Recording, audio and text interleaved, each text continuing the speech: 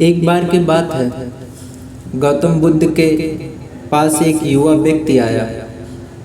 वह व्यक्ति जीवन में दुखी और असंतुष्ट था और उसे जीवन का अर्थ समझ नहीं आ रहा था।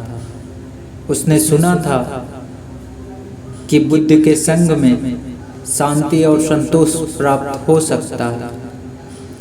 इसलिए उसने बुद्ध से संग में शामिल होने की इच्छा प्रकट की। बुद्ध ने उस युवक को ध्यान से देखा और कहा, अगर तुम सचमुच संग में शामिल होना चाहते हो तो तुम्हें पहले कुछ कार्य करना होगा। सबसे पहले पास के शमशान घाट में जाओ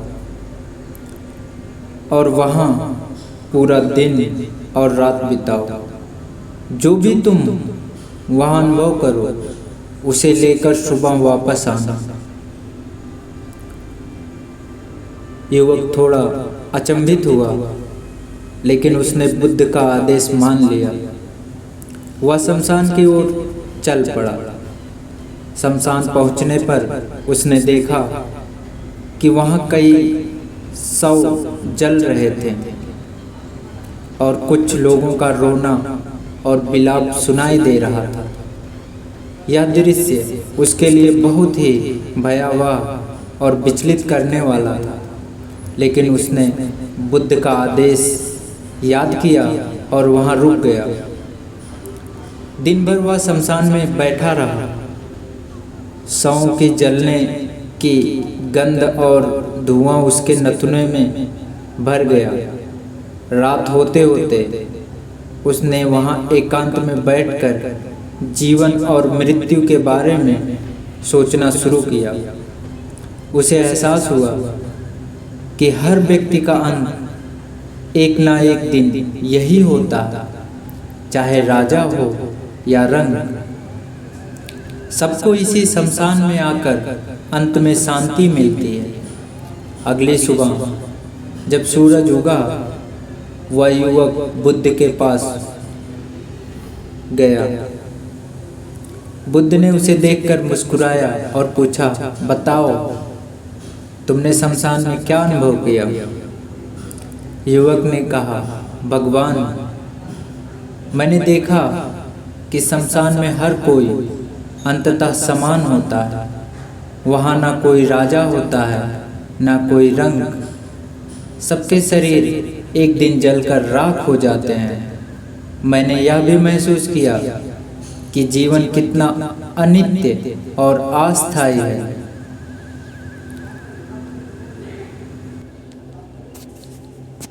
बुद्ध ने सहमत में सिर हिलाया और कहा, सही कहा, लेकिन तुम्हें अभी और भी गहराई से समझना है। तुम फिर से शमशान जाओ और वहाँ एक और दिन और रात बिताओ। युवक दूसरी बार शमशान गया। इस बार उसने देखा कि शमशान में लोग कैसे अपने प्रियजनों के शवों को जलाने के बाद गहरे दुख में डूब रहे हैं। उसने लोगों के चेहरे पर दुख और शोक के भाव देखे।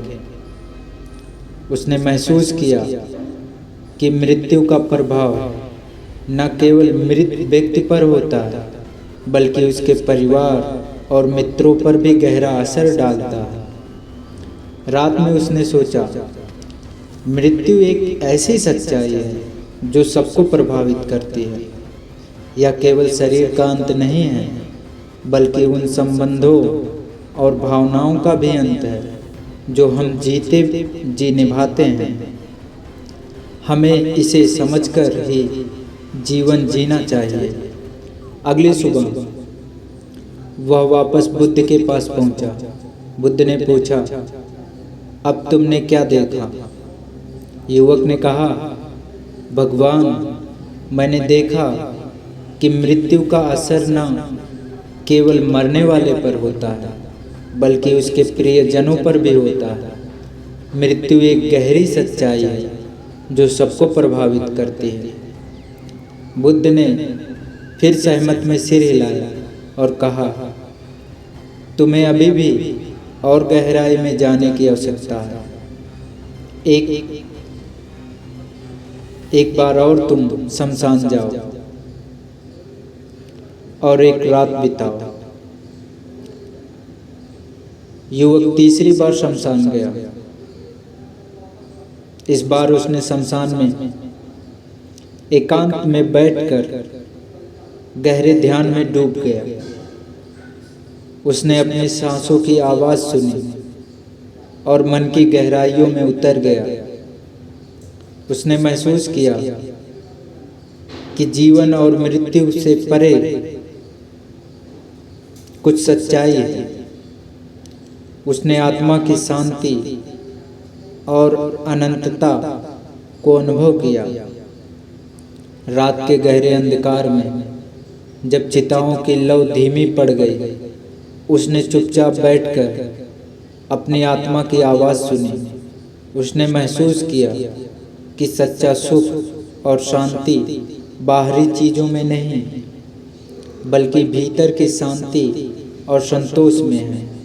उसने जीवन के अस्थायित्व और अनित्यता को गहरे से समझ लिया। अगली सुबह वह वापस बुद्ध के पास पहुंचा।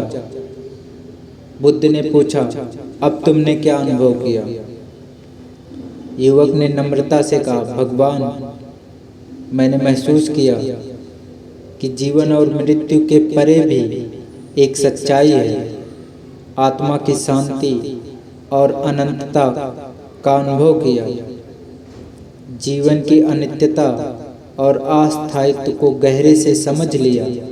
सच्चा सुख और शांति भीतर की यात्रा में है।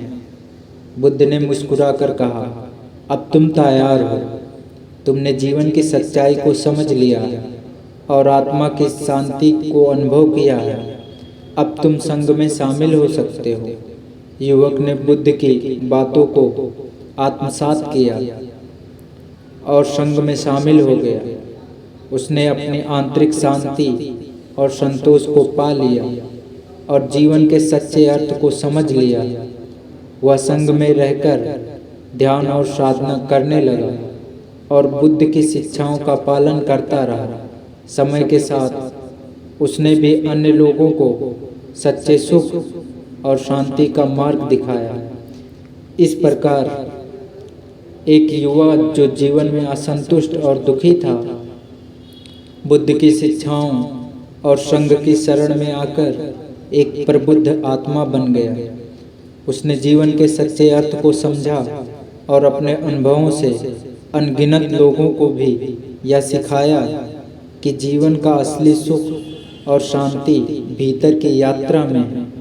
धन्यवाद।